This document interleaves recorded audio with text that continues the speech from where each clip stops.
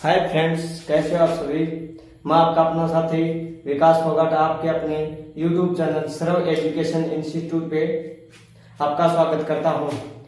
जैसा कि हम लोग आगे पॉलिटिकल साइंस को पढ़ाओ को आगे बढ़ा रहे हैं, तो पॉलिटिकल साइंस में कल हमने शुरुआत की थी। क्या कर रहे थे भाई हम लोग कर रहे थे क्या कि पार्लियामेंट संसद कर रहे थे हम लोग, ठीक है ना। और हमने भी इसमें क्या किया था, लोकसभा के बारे में क्या था। बाकी का जो मुद्दा बचा हुआ है आज की इस वीडियो में हम लोग क्या करेंगे, कंप्लीट करेंगे। देखो भाई दोस्तों, क्या कर रहे थे हम लोग, लोकसभा कर रहे थे भाई। क्या कर रहे थे, लोकसभा कर रहे थे। क्या कर रहे थे, लोकसभा कर रहे थे भाई, ठीक है ना। तो जैसा कि देखो दोस्तों, मैं आपको बताता हूं कि भारत में भारत में कितने प्रकार के चुनाव होते हैं। भारत में 4 प्रकार के चुनाव होते हैं भाई। कितने चुनाव होते हैं जरा, 4 प्रकार के चुनाव होते हैं भाई, ठीक है ना। तो 4 प्रकार के कौन कौन से इलेक्शंस होते हैं, फिर चुनाव होते हैं। सबसे पहले जो आता है वो आता है आपके लिए नंबर 1 भाई। कौन सा आता है, डायरेक्ट। कौन सा आता है नंबर 1 पे, डायरेक्ट पे, जिसको बोलते हैं हम लोग प्रत्यक्ष भाई। क्या बोलते हैं जरा, प्रत्यक्ष चुनाव बोलते हैं। कौन सा आता है, डायरेक्ट चुनाव। ऐसे चुनाव जिनमें आम जनता के द्वारा वोट डाले जाते हैं। क्या किया जाता है, आम जनता द्वारा वोट डाले जाते हैं भाई। क्या किए जाते हैं, आम जनता द्वारा वोट डाले जाते हैं भाई। क्या किया जाता है, आम जनता द्वारा वोट डाले जाते हैं। जैसे कि देखो दोस्तों, अगर हम लोग यहां से बात करें कैसे कैसे इलेक्शंस में हम लोग वोट डाल सकते हैं। जैसा एमएलए हो गया, मेंबर ऑफ लेजिस्लेटिव असेंबली, जिसको आप लोग विधायक बोलते हो। आगे एमसी के चुनाव हो गए। आगे एमपी भाई, मेंबर ऑफ पार्लियामेंट, जिसको आप लोग सांसद बोलते हो। या फिर जैसे सरपंच हो गए। क्या हो गया, सरपंच भाई। ये वो चुनाव है जिनका क्या किया जाता है, आम जनता के द्वारा वोट डाला जाता है। कौन से चुनाव होते हैं, डायरेक्ट या फिर प्रत्यक्ष चुनाव होते हैं भाई, ठीक है। नंबर 2 पर आता है आपके लिए इनडायरेक्ट। कौन से भाई, इनडायरेक्ट भाई, अप्रत्यक्ष। कौन से चुनाव होते हैं, अप्रत्यक्ष, जहां पर आम जनता को वोट डालने का मौका नहीं मिलता भाई। जहां पर आम जनता को वोट डालने का मौका नहीं मिलता भाई, ठीक है ना। क्या, आम जनता वोट नहीं डालती, वो कौन से होते हैं आपके लिए, इनडायरेक्ट अप्रत्यक्ष चुनाव होते हैं। जैसे कि देखो भाई, जैसे कि इसमें कौन कौन सा बिल हो सकते हैं, जैसे कि राष्ट्रपति बिल, जैसे कि प्रेसिडेंट, ठीक है। जैसे वाइस प्रेसिडेंट हो गया।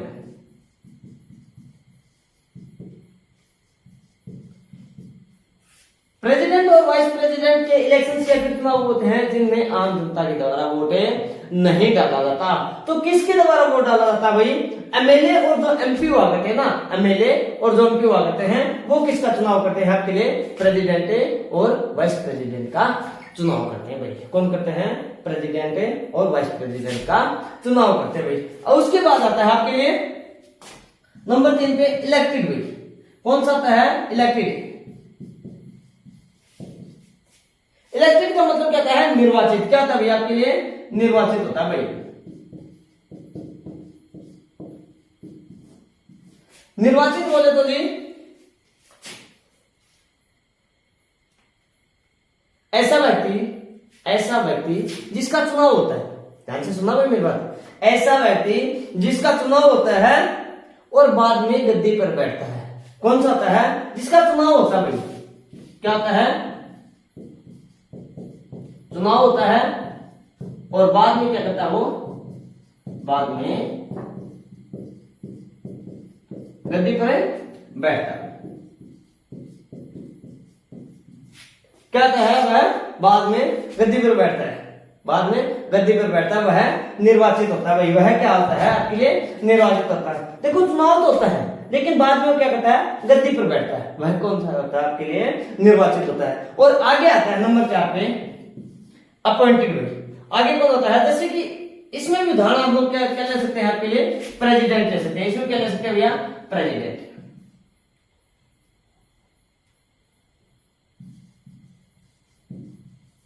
प्रेसिडेंट बोले तो राष्ट्रपति बोले, ठीक है ना। देखो राष्ट्रपति का चुनाव होता है लेकिन बाद में गद्दी पर बैठता हुआ है निर्वाचित होता है भाई, ठीक है ना। और उसके बाद आता है अपॉइंटेड भाई। अपॉइंटेड मतलब है मनोनीत। अपॉइंटेड का मतलब क्या था भैया मनोनीत होता भाई। क्या था आपके लिए मनोनीत होता भाई। मनोनीत में कौन कौन से आते हैं, ऐसा व्यक्ति जिसका इलेक्शन नहीं होता भाई, इलेक्शन नहीं होता भाई, इलेक्शन या फिर चुनाव नहीं होता, क्या नहीं था उसका इलेक्शन नहीं होता, वह अपॉइंट किया जाता है। वह क्या किया जाता है अपॉइंट मतलब मनोनीत किया जाता है। जैसे कि यहां पर लिख देता हूं मैं, जैसे लाइक कौन कौन हो सकता है आपके लिए हाई कोर्ट और सुप्रीम कोर्ट के जज भाई। कौन कौन से हो सकते हैं हाई कोर्ट और सुप्रीम कोर्ट के जज भाई। Supreme court and high court भाई कि क्या हो सकते हैं आपके लिए जज हो सकते हैं, ठीक है। उसके बाद जैसे तीनों सेनाओं के अध्यक्ष हो गए, ठीक है ना। तीनों सेनाओं के क्या होते हैं आपके लिए अध्यक्ष हो गए। जैसे गवर्नर हो गया, गवर्नर बोले तो जी राज्यपाल, और यूपीएससी चेयरमैन हो गया, या फिर जो एम्बेसडर होते हैं ना, एम्बेसडर बोले तो जी राजदूत। किसी विशेष देश में क्या किए जाते हैं अपॉइंटेड किए जाते हैं किसी विशेष क्षेत्र के लिए, वो क्या होते हैं आपके लिए एम्बेसडर होते हैं। तो देखो भारत में कितने प्रकार के चुनाव होते हैं, 4 प्रकार के चुनाव होते हैं। कौन कौन से होते हैं, सबसे पहले आता है डायरेक्ट। डायरेक्ट बोले तो प्रत्यक्ष, जो आम जनता द्वारा वोट डाले जाते हैं। जैसे कि हमने लिखा एमएलए, आपके एमसी हो गए म्युनिसिपल कॉर्पोरेशन पार्टी वाले तो मतलब एमपी हो गए या फिर सरपंच वगैरह, ठीक है ना, जहां पर आम जनता को वोट डालने का मौका दिया जाता है, ठीक है। दूसरा दे दिया इनडायरेक्ट अप्रत्यक्ष। अप्रत्यक्ष में कौन से होते हैं आम जनता वोट नहीं डालती, जैसे कि प्रेसिडेंट है या फिर वाइस प्रेसिडेंट के।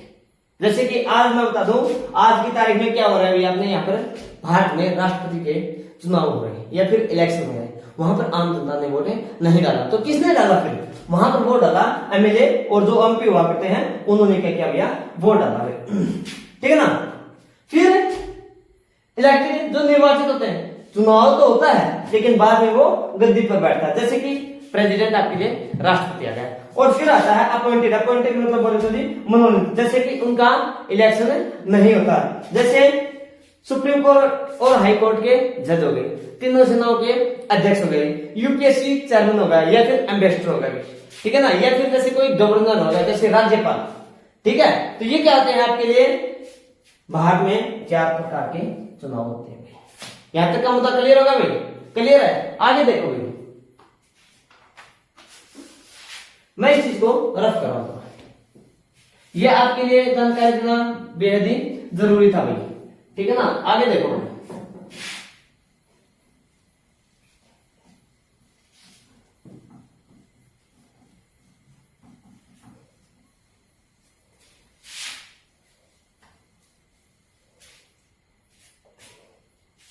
जैसे कि क्या था लोकसभा में कितने मेंबर होते हैं भाई आपके लिए 545 होते हैं। हाईएस्ट कितने होते हैं 550। लेकिन अब हम लोग क्या कर रहे हैं 545 का ही चुनाव को लेकर के आगे बढ़ रहे हैं। देखो कितने मेंबर होते हैं आपके लिए 545, ठीक है। तो इनमें से क्या होता है आपके लिए, मैं लिख दूं यहां पर, जो 543 होते हैं वो क्या होते हैं भैया इलेक्टेड होते हैं। इलेक्टेड मैंने अभी बताया था कि क्या होता है। और दो जो होते हैं ना, दो वो होते हैं एंग्लो इंडियन, बोले तो आंग्ल भारतीय भाई, आंग्ल भारतीय, इनका चुनाव ये इलेक्टेड होते हैं, इनका चुनाव नहीं होता भाई। ये राष्ट्रपति के द्वारा क्या किया जाते हैं आपके लिए मैं बता दूं अपॉइंटेड या फिर मतलब मनोनीत किया जाते हैं, ठीक है ना। एंग्लो इंडियन वर्ड्स जो ना वो किन के बारे में बोला जाता है भाई, या फिर किन के लिए यूज किया जाता है। एंग्लो इंडियन शब्द ना ये वाला एंग्लो इंडियन जो होता है ना, ये कौन होते हैं भैया, जो ब्रिटेन के हुआ करते हैं ना, ब्रिटेन के ब्रिटेन के जो लोग थे उनके लिए यूज किया गया था क्या, एंग्लो इंडियन। जब भारत आजाद हुआ उस समय कुछ परिवार ब्रिटेन के यहां पर रह गए थे, तो उनके लिए क्या यूज किया गया था, हमने एंग्लो इंडियन शब्द का यूज किया था भाई। हमारे संविधान के अनुसार देखो एंग्लो इंडियन कौन होता है, मैं आपको बताता हूं। हमारे संविधान के अनुसार एंग्लो इंडियन कोई व्यक्ति, उसके पिता और उनके पिता के पिता क्या हो गया, यूरोपियन हो, क्या हो, कोई भी व्यक्ति है उसके पिता और पिता के पिता हो, या फिर मैं लिख दूं पिता, या फिर उनके पिता हो, या फिर मैं लिख देता हूं यहां पर क्या, पिता और उनके पिता क्या हो गया, वो यूरोपियन हो, क्या हो, यूरोपियन हो, क्या हो, यूरोपियन। वो क्या कहलाते हैं आपके लिए, एंग्लो इंडियन कहलाते हैं भाई। क्या कहलाते हैं आपके लिए, एंग्लो इंडियन कहलाते हैं, ठीक है ना। तो मतलब मुद्दा समझ में आ गया कि एंग्लो इंडियन किन के लिए यूज किया गया था, ब्रिटेन वालों के लिए यूज किया गया था। ये समझ, पिता और उनके पिता क्या हो गया, यूरोपियन हो, ठीक है ना, क्या हो, यूरोपियन हो, उन्हें क्या कहते हैं हम लोग, एंग्लो इंडियन कहते हैं। जैसे कि मैं यहां पे लेकर चलूं कि जो पिता है ना, जो पिता है, ठीक है, वो तो क्या आपके लिए यूरोपियन हो, लेकिन जो माँ जो ना, माँ वो क्या हो आपके लिए, वो भैया इंडियन हो गई, वो क्या हो, वो भारतीय हो। पिता यूरोपियन हो और माँ जो है ना, माँ वो आपके लिए क्या हो गया, इंडियन हो गई, क्या हो आपके लिए, इंडियन हो, ठीक है ना। जैसे कि हम लोग एक उदाहरण के तौर पर बात करें तो मैं बता देता हूं क्या, जैसे रोय है, जैसे रोय नाम का कोई भी व्यक्ति, जैसे हमने उदाहरण लिया क्या, रोय नाम का कोई भी व्यक्ति है, इसके पिता भी, रोय नाम के व्यक्ति के पिता, जैसे बोले तो उसका मतलब ग्रैंडफादर, पिता का पिता होगा तो क्या हो सकता है आपके लिए, ग्रैंडफादर हो सकता है, बोले जी दादाजी, वो क्या हो आपके लिए, यूरोपियन हो, वो क्या आपके लिए, यूरोपियन हो, ठीक है ना। तो वो क्या कहलाएंगे आपके लिए, एंग्लो इंडियन कहलाते हैं। यदि मदर यूरोपियन है ना तो एंग्लो इंडियन नहीं कहलाएंगे, हाँ माता जो है वो कौन सी होगी आपके लिए, भारतीय होगी, या फिर वो इंडियन हो। कहने का मतलब यह पिता और पिता के पूर्वज कहां से, आपके लिए यूरोप से हो गई, ठीक है ना। और माता जो होती है कहां से बिलोंग करती है, वो आपके लिए इंडिया या फिर वो भारतीय हो भाई, तभी वो क्या कहलाएंगे आपके लिए, एंग्लो इंडियन कहलाते हैं भाई, ठीक है ना। हाँ जी, जो एंग्लो इंडियन होते हैं ना, ये भी इंडियन सिटीजन ही होते हैं भैया, क्या होते हैं, वो भारत के ही नागरिक होते हैं भाई। क्लियर होगा भैया तक का मुद्दा, आप पता लग गया ना कि एंग्लो इंडियन कौन होते हैं, ठीक है, और मतलब उसमें क्या क्या प्रोसेस हो सकती है। जैसे मैंने बोल दिया क्या, जैसे रोय नाम का व्यक्ति है, माता का नाम जैसे मान लो मतलब क्या था, सुनीता था, XYZ जो भी आप मानना चाहो वो मान सकते हो। तो माता अगर भारतीय है, पिता यूरोपियन है, तो वो क्या कहेंगे, एंग्लो इंडियन। अगर माता क्या है, यूरोपियन, और पिता क्या है, भारतीय, वो एंग्लो इंडियन नहीं है, वो फैमिली क्या नहीं कहलाते, एंग्लो इंडियन नहीं कहलाते। क्लियर होगा जी। और ये सब किसके लिए किया गया था, ब्रिटेन वालों के लिए यूज किया गया था। क्लियर होगा, मैं इस चीज को रफ कर रहा हूं। आगे देखो, आगे देखो, जो 543 होते हैं ना, जरा वापस आओ अपने मुद्दे के ऊपर, जो 543 होते हैं इनका क्या था भैया आपके लिए, चुनाव, इनका क्या था आपके लिए, इलेक्शन होता है। लेकिन लेकिन लेकिन लेकिन ये जो दो होते हैं ना, दो एंग्लो इंडियन, ये दो एंग्लो इंडियन होते हैं, ये क्या किए जाते हैं, अपॉइंटेड बाई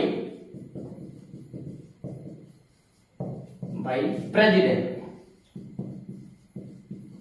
राष्ट्रपति के द्वारा ये क्या किए जाते हैं भैया, नियुक्त किए जाते हैं। किनको, इनकी नियुक्ति किसके द्वारा की जाती है, राष्ट्रपति द्वारा की जाती है, ठीक है ना। किन के द्वारा की जाती है, इनकी नियुक्ति राष्ट्रपति के द्वारा की जाती है, ठीक है, ठीक है भाई।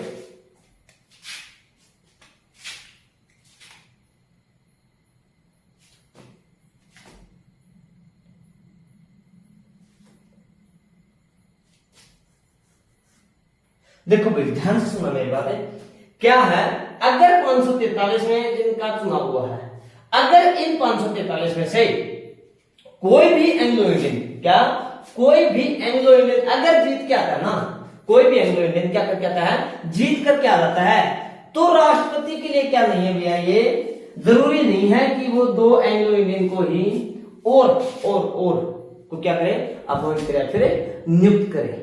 हो सकता है कि जो 543 में से जीत के आए हैं वो उन्हीं को ही नियुक्त कर दे। अगर जीत के नहीं आते हैं तो राष्ट्रपति के लिए क्या होती है भैया, मजबूरी होती है कि वो क्या करता है, एंग्लो इंडियन को अपॉइंटेड करता है। क्लियर हो गई चीज, क्लियर हो गई। ये 543 एमपीएम या मेंबर ऑफ पार्लियामेंट लोकसभा में यहां तक का मुद्दा क्लियर होगा भाई, ठीक है। लेकिन एक कंसेप्ट और आया, क्या देश में 104वां क्या हो गया, संशोधन हुआ भाई। क्या हुआ, 104वां संशोधन हुआ कब, 2019 के तहत। इस 104वें संशोधन में क्या कहा गया कि जो 2 एंग्लो इंडियन है ना, जो राष्ट्रपति के द्वारा अपॉइंट किए जाते हैं, वो जो कंसेप्ट था वो क्या कर दिया आपके लिए, वो हटा दिया भाई। क्या कर दिया, 104वें संशोधन के तहत 2019 में जो एंग्लो इंडियन का जो कंसेप्ट था वो क्या कर दिया गया, हटा दिया गया भाई, ठीक है। अब जो ना वो अपॉइंट नहीं होंगे। और ये जो था, ये संशोधन कब लागू हुआ था भाई, लागू हुआ था 26 जनवरी 2020 को लागू किया भाई। कब लागू हुआ था भैया, ये 2020 में, 26 जनवरी 2020 को भाई।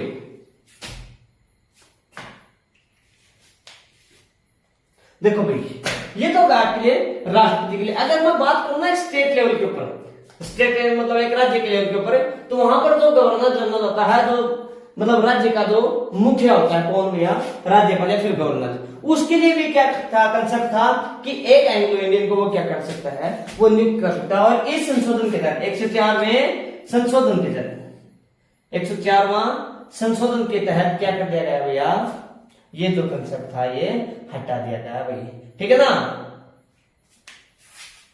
और ये जो अपॉइंट किए जाते हैं ना, ये अपॉइंट किए जाते हैं, इनके पास किसी भी प्रकार का कोई भी क्षेत्र नहीं आता। क्या नहीं आता इनके पास, है किसी भी प्रकार का कोई भी क्षेत्र, कोई भी एरिया नहीं आता। कल हमने जो मुद्दा किया था, मतलब निर्वाचन क्षेत्र या फिर मतलब कॉन्स्टिट्यूएंसी जो एरिया आता है वो नहीं आता है, ठीक है ना। यहां तक का मुद्दा क्लियर है भाई। आगे देखो भाई,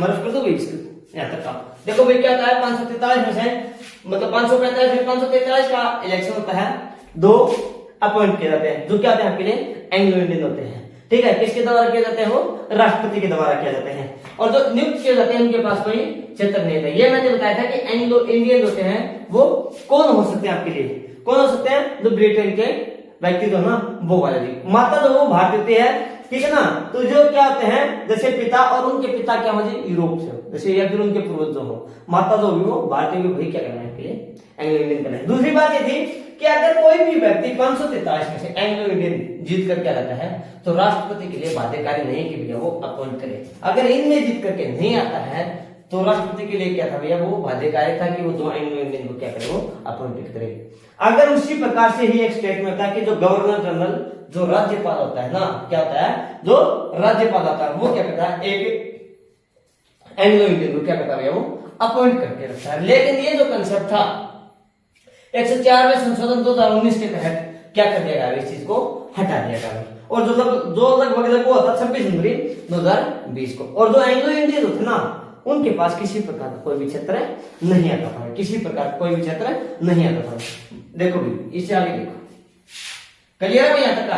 अगर क्लियर हो रहा है, अगर वीडियो आपको अच्छी लग रही है तो वीडियो को क्या करो भैया पे लाइक करो, नहीं तो क्या करो, वरना डिसलाइक करो, ठीक है ना। देखो ये जो 543 है, ये जो 543 है, इनमें से स्टेट से आते हैं, स्टेट बोले तो जी राज्य से कितने आते हैं आपके लिए, 524।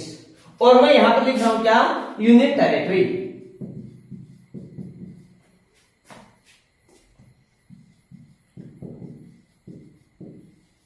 यूनियन टेरिटरीज मतलब केंद्र शासित प्रदेश, राज्य और केंद्र शासित प्रदेश है, राज्य और केंद्र शासित प्रदेश।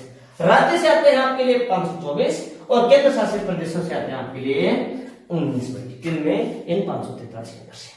ठीक है, जैसे अगर मैं बात करना चाहूं तो सबसे ज्यादा कहां से आते हैं भैया, 80 आते हैं यूपी से, इनके अंदर से 80 यूपी से आ सकते हैं। ठीक है, और उसके बाद जैसे मैं बात करूं 48 जो आते हैं ना, 48 वो आते हैं महाराष्ट्र से। कहां से आते हैं, महाराष्ट्र से। 42 वेस्ट बंगाल में, डब्ल्यूबी का मतलब वेस्ट बंगाल पश्चिम बंगाल से। ठीक है ना, और अगर हम लोग 39 की बात करें तो ये कहां से आते हैं आपके लिए, बिहार से। कहां से आते हैं ये, बिहार से। और उसके बाद अगर हम लोग लिखें तो आपके लिए 39 ही कहां से आते हैं आपके लिए, तमिलनाडु से। कहां से आते हैं आपके लिए, तमिलनाडु से। यहां तक का मुद्दा क्लियर है भाई। ये तो होता है आपके लिए क्या, एक स्टेट का प्रॉब्लम है। ठीक है ना, उसके बाद क्या बता दिया कि यूनियन टेरिटरी से, क्या कि यूनियन टेरिटरी से 19 तो आते हैं। देखो भाई 524 और प्लस 19 कितना हो गए, 543 हो गए। ठीक है, अब किस किस केंद्र शासित प्रदेश से कितने कितने आते हैं, जैसे कि मैं बोलूं 7 दिल्ली से भाई, 7 दिल्ली से हो गया, 5 जम्मू कश्मीर से हो गया, और 2 आते हैं आपके लिए दादर नगर एवं दमन दीव में। दादर नगर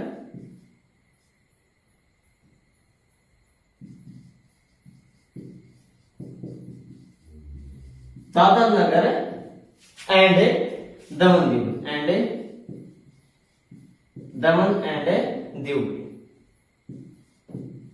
कितना हो गए, 7 5 12 और 2 14, बाकी 2 बच गए ना, बाकी 2 बच गए।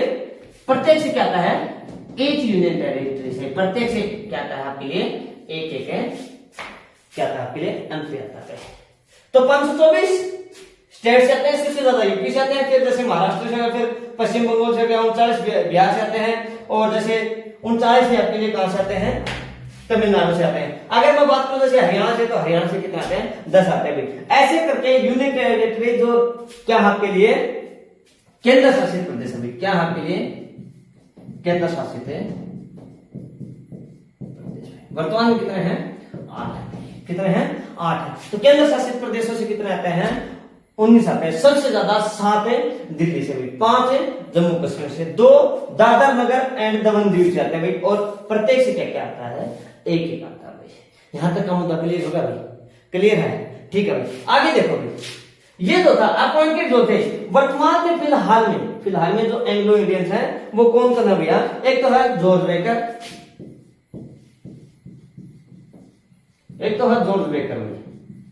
ठीक है ना, फिलहाल तो है भाई, लेकिन आगे आने वाले टाइम में जब चुनाव होंगे 2024 में, इनका जो कंसेप्ट है, इनका जो चुनाव है, ये जो है ना, ये अपॉइंटेड नहीं किए जाएंगे भाई, इनका जो कंसेप्ट है वो खत्म कर दिया जाएगा। वर्तमान में फिलहाल सरकार है। और दूसरा क्या भैया, रिचर्ड है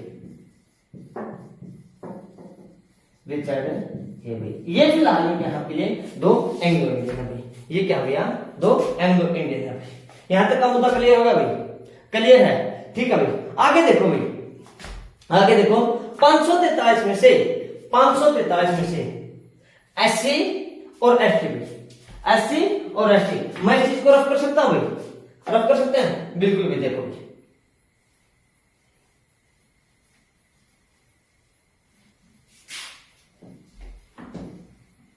जॉर्ज बेकर और रिचर्ड से क्या था आपके लिए, 2 वर्तमान थे नहीं, मतलब वर्तमान में जो फिलहाल है वो क्या है आपके लिए, 2 एंग्लो इंडियंस हो गए।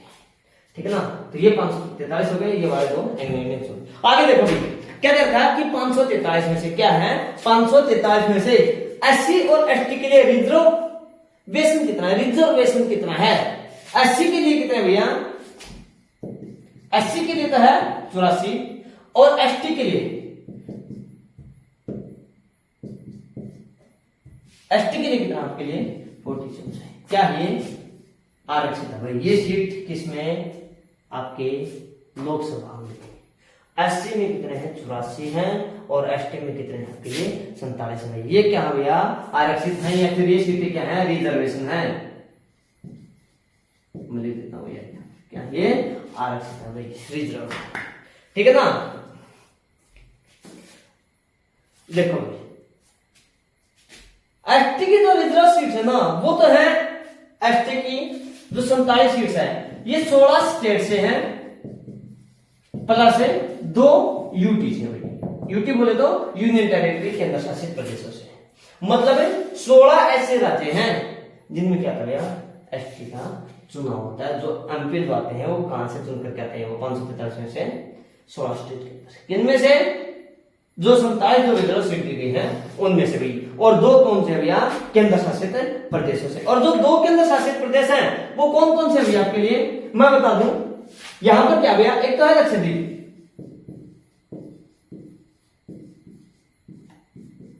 और दूसरा कौन सा आपके लिए दादर नगर व दमन द्वीप। दादर नगर व दमन व द्वीप। दादर नगर दमन द्वीप से क्या क्या आते हैं, एक एक चुन करके आते हैं। क्या हिंद की जो सीटें हैं वो कौन से आपके लिए एसटी के लिए रिजर्वेशन कैटेगरी, और 16 स्टेट आते हैं।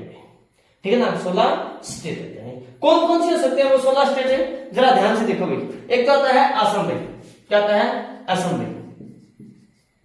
दूसरा आता है मेघालय, मैं लिखवा देता हूं आपको। ठीक है ना। आगे आता है त्रिपुरा, ठीक है ना। फिर जैसे आता है आपके लिए मणिपुर भी, ठीक है। उसके बाद आता है राजस्थान, उसके बाद आता है राजस्थान, ठीक है। और फिर मैं लिख दूं एमपी, एमपी बोले तो जी मध्य प्रदेश। और फिर उसके बाद आता है आपके लिए क्या, झारखंड। क्या आता है झारखंड, एक्सेप्ट करना, क्या एक्सेप्ट। सभी को याद करने की जरूरत नहीं है, आप ये वाला कर लोगे तो बहुत हो रहेगा कि असम, मेघालय, त्रिपुरा, मणिपुर, राजस्थान, मध्य प्रदेश और झारखंड से, और गुजरात रहेगा भाई। और क्या रहेगा, गुजरात भी। इनसे क्या आपके लिए एसटी के जो एमपी होते हैं ना वो, ठीक है ना। और सबसे ज्यादा सीट किसमें भैया, आपके एमपी मध्य प्रदेश में सबसे ज्यादा एसटी की सीट है। एसटी सीट क्या है सबसे ज्यादा भाई, कहां पर है सबसे ज्यादा, मध्य प्रदेश एमपी के अंदर है भाई। क्लियर होगा, यहां तक कम था, क्लियर है भाई। देखो भाई मैंने क्या कहा था, 524 आते हैं स्टेट से, बाकी 19 होते हैं वो यूनियन टेरिटरी से आते हैं। हमने लिखवा दिए थे कहां से कितने आते हैं, ठीक है। जैसे ऐसे यूपी से हो गया, जैसे मतलब उसके बाद जैसे तमिलनाडु से 39 हो गए, ठीक है ना, ऐसे इस करके। और जैसे 7 दिल्ली से केंद्र शासित प्रदेश की बात करूं, 5 जैसे जम्मू कश्मीर से हो गए, ठीक है। जैसे 48 से महाराष्ट्र से हो गए, तो वो तो थे 543 से। उनमें से भी क्या है 84 तो आते हैं एसटी के, और एसटी के कितने आते हैं भैया 47 आते हैं। और जो एसटी वाले ना ये 16 स्टेट और 2 केंद्र शासित प्रदेश से आते हैं। 2 केंद्र शासित प्रदेश कौन से हैं, लक्षद्वीप, दादर नगर व दमन द्वीप। ठीक है। जैसे ये कुछ स्टेट्स हैं जैसे एसटी के एमपी लेकर के आते हैं, असम, मेघालय, त्रिपुरा, मणिपुर, राजस्थान है, गुजरात है, एमपी और झारखंड। एमपी में क्या भैया सबसे ज्यादा सीट किसके हैं, एसटी के, इन 16 स्टेट के अंदर से। यहां तक का क्लियर है भाई, क्लियर है, ठीक है भाई। आगे देखो, आगे देखो। तो ये तो गया आपके लिए क्या, एसटी का मुद्दा।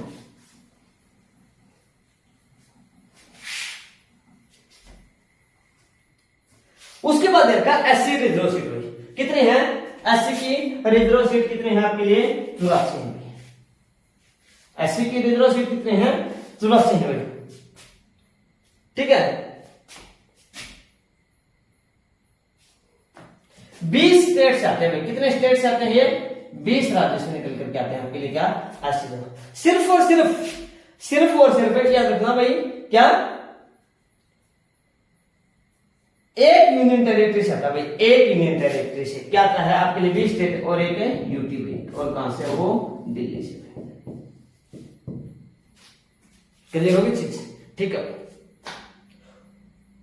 और नॉर्थ में जो आपका जो जैसे जो 7 सिस्टर्स वाले जो स्टेट है ना, इनके अंदर से सिर्फ और सिर्फ एक ही ऐसा राज्य है जहां से क्या निकल कहते हैं एससी का। वो कौन सा राज्य है आपके लिए? असम है भाई। कौन सा है वो? असम है। गोवा को छोड़कर बाकी सभी राज्यों में सबसे ज्यादा यूपी में है भाई।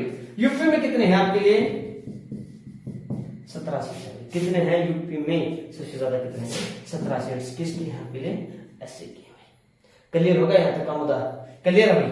आगे देखो भाई, आगे देखो, मैं इन चीजों को ना मैं रफ कर रहा हूं, ठीक है ना? हाँ जी, आगे देखो।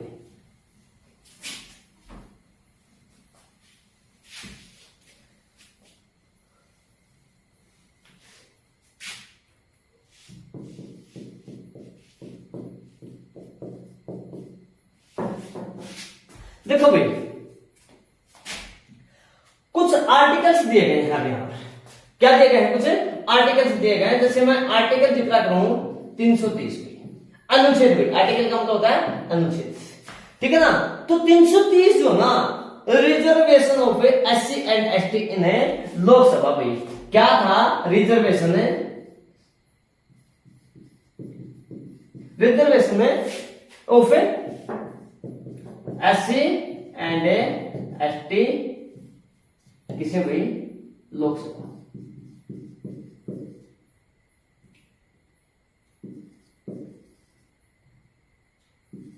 समझा?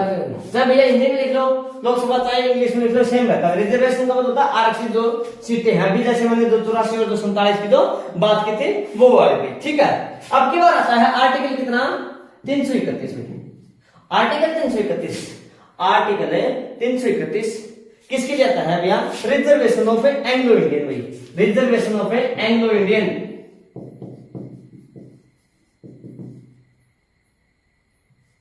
एंग्लो इंडियन किसमें? लोकसभा। तो 330 आर्टिकल आ गया एससी और एसटी के लिए, रिजर्व के लिए, और 331 आ गया आपके लिए क्या?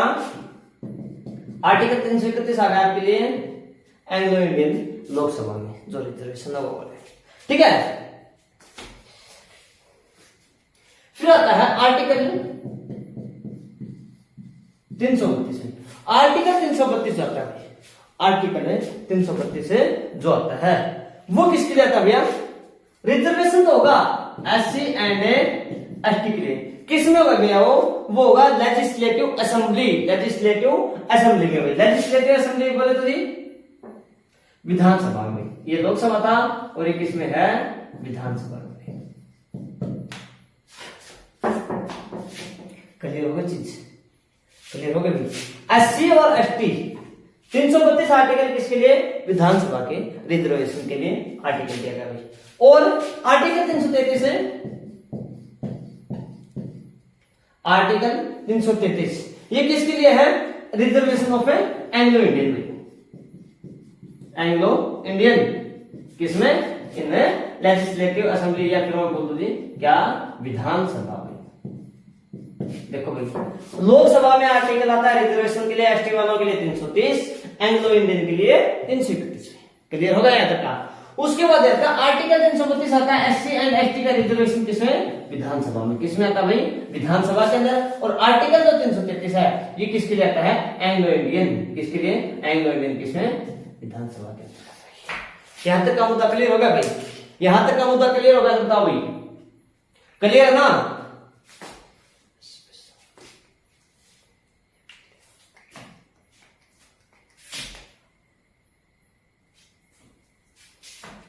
क्लियर होगा भाई? आगे देखो भाई, आगे देखो।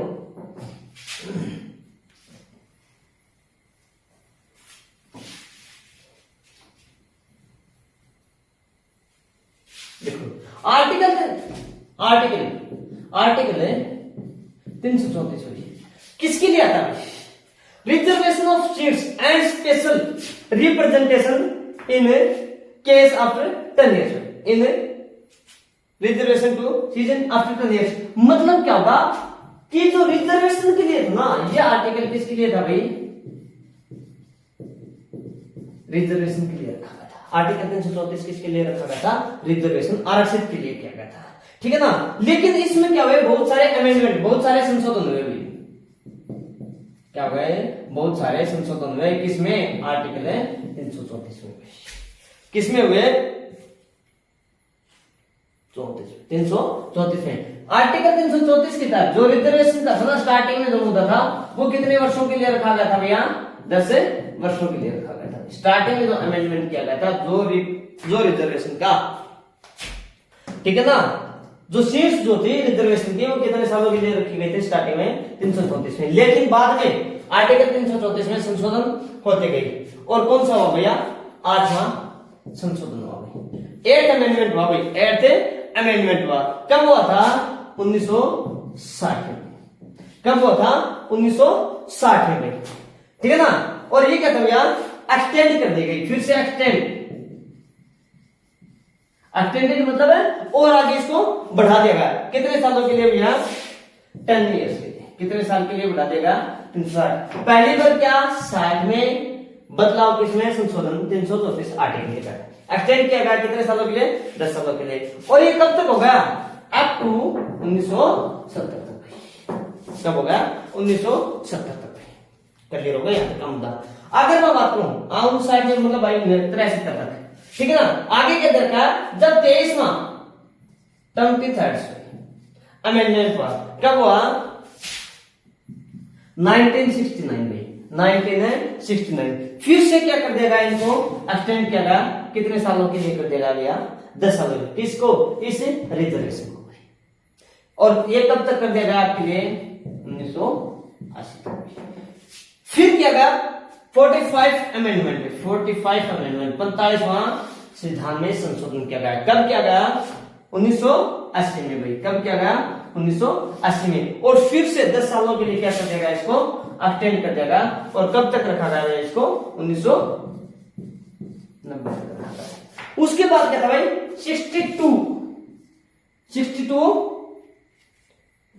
62 या फिर मतलब 62 सेकेंड्स का अमेंडमेंट किया गया। कब किया गया भाई आपके लिए? ये 1989 में।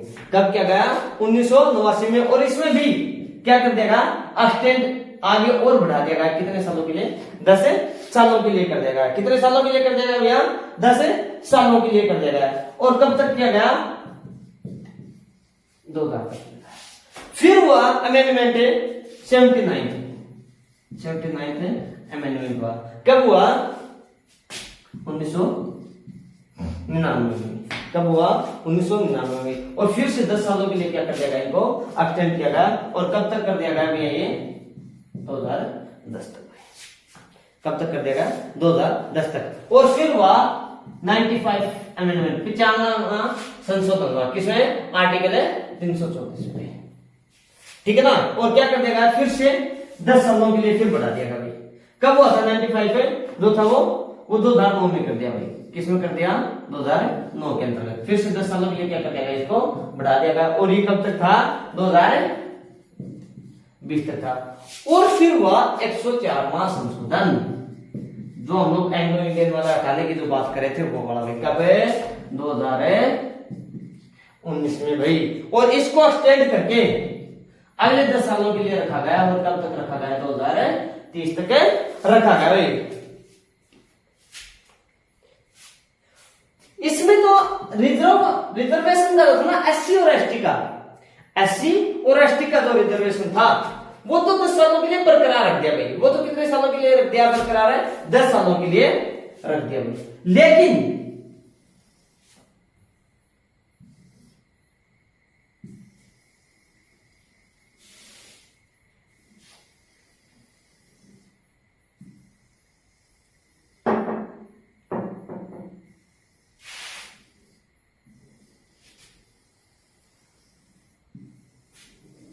ये लो, अब समझ में आ जाएगा शायद। अब समझ में आ जाएगा भाई। ये 1990 था भाई।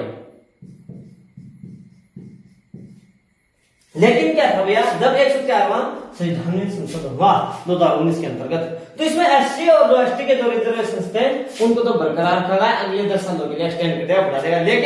लेकिन क्या था? जो कंसेप्ट था ना एंग्लो इंडियन का, उसको क्या कर देगा भैया? यहाँ पर खत्म कर दिया गया भाई।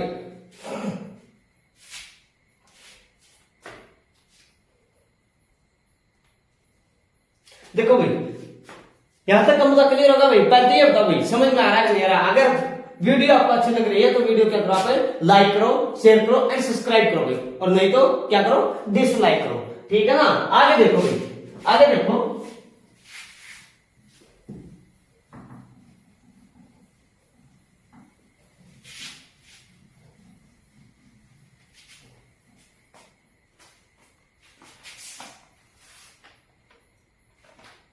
देखो भाई क्या था, 84वें संशोधन के तहत भाई 84th जो अमेंडमेंट था भाई,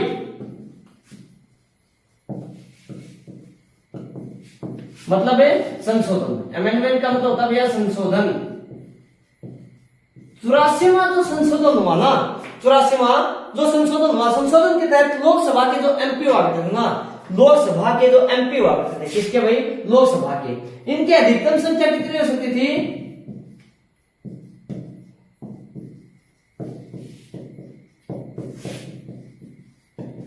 552। किसके, लोकसभा में अधिकतम संख्या, एमपी की, किसकी, एमपी की अधिकतम संख्या कितनी हो सकती थी, 552 हो सकती थी। कब है, 84वें संशोधन के तहत में। ठीक है ना। लेकिन क्या किया गया, वर्तमान में ना, वर्तमान में 550 ही है। वर्तमान में कितने है भैया,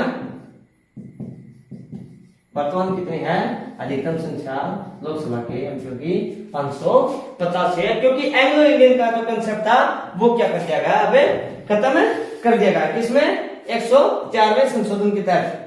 और इसमें से क्या है, 550 में से 530 तो आते हैं स्टेट से भाई, और 20 किससे आते हैं भैया, यूनियन टेरिटरी से आते हैं। अगर वीडियो आपको अच्छी लगी हो तो क्या करना, वीडियो को लाइक करना, शेयर करना एंड सब्सक्राइब करना भाई। ठीक है ना दोस्तों। अपना जो लोकसभा का जो मुद्दा था वो यहाँ पर कंप्लीट होता था भाई। फिर मिलते हैं भाई नेक्स्ट क्लास में भाई। ठीक है।